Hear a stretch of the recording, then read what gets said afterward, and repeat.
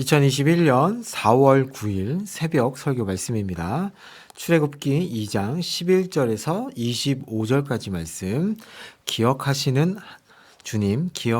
주님이란 제목으로 오늘 새벽 말씀 살펴보도록 하겠습니다. 이제 세월이 흘러 모세는 성인이 되었습니다. 그는 어느 날 자신의 동포인 이스라엘 백성의 중노동 현장을 방문합니다. 여기서 이스라엘 백성이 모세의 형제들로 표현되는데, 이것은 모세의 민족적 정체성을 재확인시켜주는 부분입니다. 그는 자신의 민족이 중노동에 시달리는 것을 이제 보게 됩니다. 거기서 이집트인이 자신의 민족을 구타하는 장면을 목격하게 되죠. 이 장면을 본 모세는 안에서 울컥하는 것이 올라왔습니다. 그는 어렸을 때부터 어머니로부터 자신의 출신이 어디인지, 어느 민족으로 어떻게 살아야 하는지를 들어서 알고 있었습니다.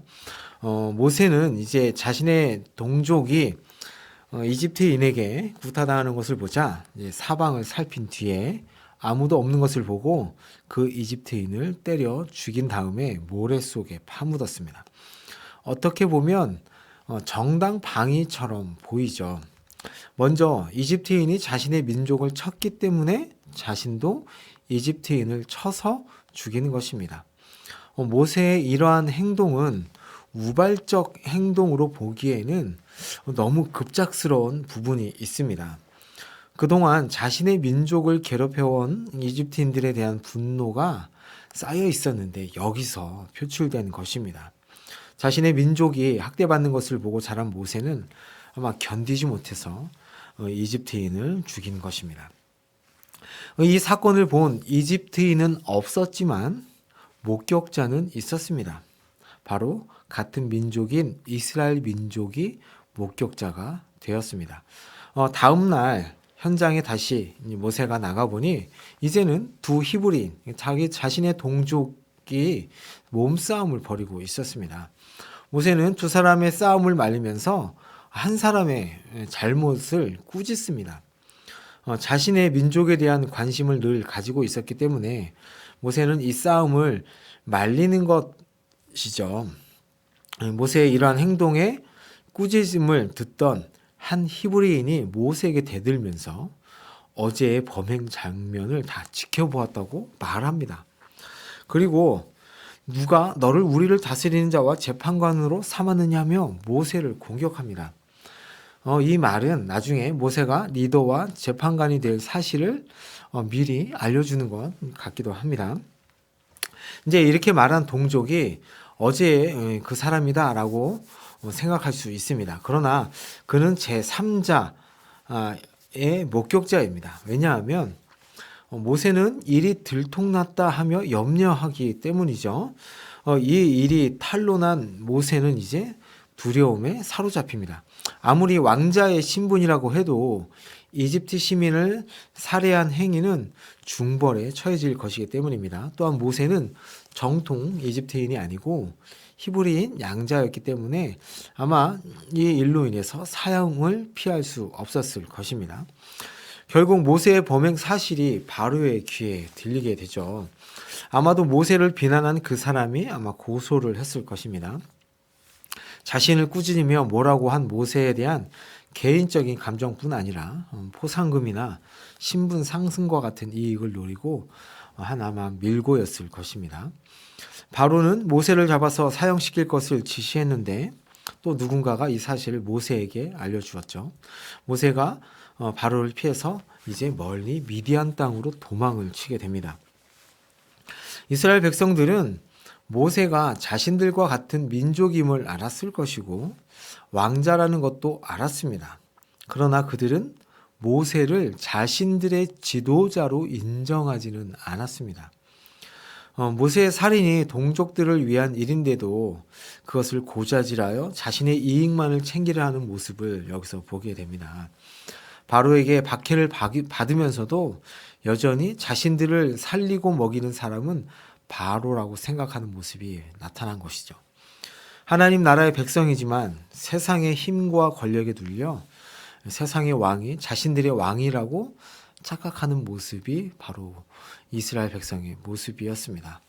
우리 가운데도 이런 모습이 있는지 한번 되돌아봤으면 좋겠습니다. 이제 미디안 땅에 숨어 지내던 모세는 어느 날 어떤 우물가에 이제 앉게 됩니다. 마침 미디안 제사장의 7딸이 양떼를 몰고 물을 먹이러 왔습니다. 이때 주변에서 양을 치던 목자들이 늦게 양떼를 몰고 우물로 와서 미디안 제사장 딸들의 양떼를 내쫓고 물을 가로챘습니다. 일종의 새치기인 것이죠. 그래서 제사장의 딸들은 항상 늦게 양들을 먹일 수밖에 없었습니다. 그래서 18절에 보시면 그들의 아버지가 너희가 오늘은 왜 이렇게 빨리 돌아왔느냐라고 놀라는 것을 보면 알 수 있습니다. 이제 이때 모세가 나서서 이 여인들을 도와줍니다. 그들을 어떻게 도왔는지 확실하지는 않지만 이 여인들이 제때 물을 먹일 수 있도록 모세가 도운 것입니다. 미디안 제사장의 딸들은 이제 양떼를 몰고 집으로 돌아갔습니다. 그녀의 아버지 르우엘은 딸들이 빨리 돌아온 것을 보고 놀라죠. 자신의 딸들이 양들을 물을 먹이고 항상 늦었는데 빨리 돌아온 것을 보고 묻습니다. 도대체 어떤 일로 이렇게 너희가 빨리 왔냐? 라고 물으니까 딸들이 대답하기를 한 애굽 사람이 목자들의 횡포로부터 자신들을 구해 주었다고 설명을 합니다. 여기서 이제 모세를 애굽 사람으로 간주하죠. 모세가 아직 애굽 사람의 모습을, 그러니까 옷을 입고 있었기 때문인 것 같습니다. 루엘은 다시 그 모세를 집으로 초청합니다. 딸들을 보내서 빨리 그 사람을 데리고 와라 라고 얘기하죠. 자신을 도운 사람에게 감사를 표시하기 위해 모세를 초청한 것입니다. 이 일을 계기로 해서 모세는 그들과 함께 살게 되었고 결국 제사장의 딸 시보라와 결혼하여 르우엘의 사위가 되게 됩니다.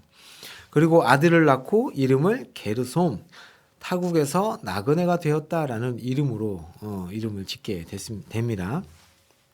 그리고 나서 이제 시간이 많이 또 흐릅니다. 이집트 왕이 죽고 정권이 바뀌게 되죠.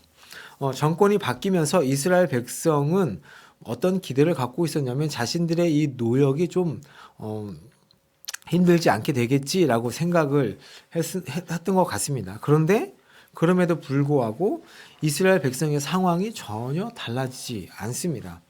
그들은 여전히 중노동에 시달렸으며 자신들의 형편을 하나님께 이렇게 아뢰게 되죠. 울부짖어 호소하게 됩니다. 하나님께서는 또 이 모든 것을 지켜보고 계셨습니다.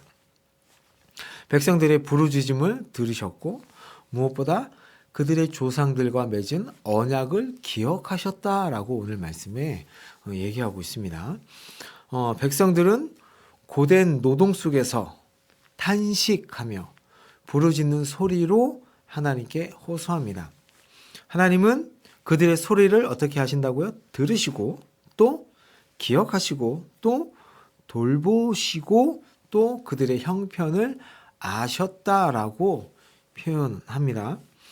하나님께서는 고통 속에 있는 백성에게 관심을 갖고 계십니다. 이러한 사실을 기억하면 우리는 위로를 얻게 되죠. 하나님께서 또한 이스라엘 백성들의 모습을 보며 안타까워하신다라는 것은 이 문제가 곧 해결될 거다라는 기대를 갖게 합니다. 또 하나님이 기억하셨다라는 것은 하나님께서 이들과 맺은 언약을 잊으셨다는 것이 아니라 아브라함과 맺으신 언약을 실현할 수 있는 적절한 때가 이제 왔다라는 것을 말씀하는 것입니다.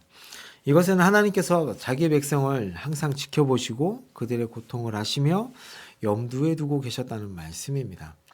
하나님은 결코 언약을 잊지 않으십니다. 그 언약을 이루실 때를 기다리고 계시는 것이죠. 때가 되면 반드시 언약을 성취하시는 신실하신 분이십니다. 우리에게 주신 구원의 약속은 반드시 이루어진다는 사실을 기억하며 살기를 원합니다. 또한 하나님께서는 부르짖는 자기 백성의 기도를 결코 외면하지 않으십니다. 우리가 기도하면 하나님께서 반드시 응답하실 것을 약속하셨습니다. 혹시 여러분 가운데, 성도님들 가운데 고통 가운데 계신가요? 그러면 하나님께 간절히 호소하십시오. 하나님은 결코 우리의 기도를, 여러분의 기도를 외면하지 않으시고 하나님의 선한 길로 인도하시고 그 길을 열어 주실 것입니다. 오늘 본문에서 아주 중요한 단어, 네 단어를 저희가 기억하면서 말씀을 마쳤으면 좋겠습니다. 하나님께서는 들으시고요. 그리고 또 기억하시고 또 우리를 보고 계시고 또 우리를 아시는 분이십니다. 이 사실을 기억하시면서 오늘 하루도 주님과 함께 동행하시는 여러분이 되시기를 예수님의 이름으로 축복합니다. 아멘. 제가 기도하겠습니다. 하나님 아버지, 아브라함과 맺은 언약을 기억하셔서 이스라엘 백성들의 기도를 들으시고 그들을 보고 계시고 그들의 모든 상황을 그 아시는 주님을 우리가 찬양합니다. 오늘 하루도 우리를 여전히 보고 계시며 우리를 아시며 우리의 기도를 듣고 계시는 주님을 의지하며 저희들이 살아가게 하여 주옵소서. 우리의 기도가 하나님의 때에 선하게 응답되기를 바랍니다. 세상의 권력에 아부하며 의지하는 삶이 아니라 하나님을 우리의 왕으로 모시고 섬기며 살아가게 하여 주옵소서. 예수님의 이름으로 기도합니다. 아멘.